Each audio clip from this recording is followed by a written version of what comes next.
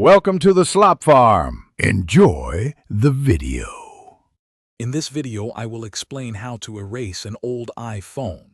First, always begin by backing up your device thoroughly to iCloud or your computer. This critical step ensures all your precious photos, contacts, and app data are safely stored elsewhere before you proceed. Remember to sign out of your Apple ID and verify you know your passcode, as these are essential for a smooth process. Having a recent backup gives you peace of mind. Next, you need to disable Find My iPhone, a vital security step that allows the device to be completely unlocked from your account. Go to your settings, tap on your name at the very top, and then select Find My. Toggle off Find My iPhone and enter your Apple ID password when requested.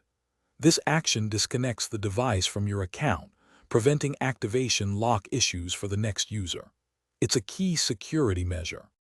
With your preparations complete, it's time to initiate the erase. Go to the Settings app, then tap General and scroll down to Transfer or Reset iPhone. From there, choose Erase All Content and Settings. You will be prompted to enter your device passcode and Apple ID password one final time to confirm. This process completely wipes all personal data, apps, and settings, returning your iPhone to its factory state. It typically takes only a few minutes. After the erase process completes, your iPhone will restart and should display a hello screen, welcoming you to the setup process. This visual confirmation indicates a successful wipe, returning the device to its factory defaults.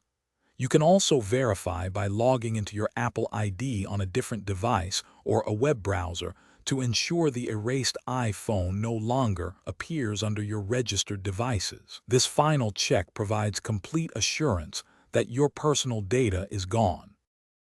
Thanks for watching. Consider subscribing if we helped you today.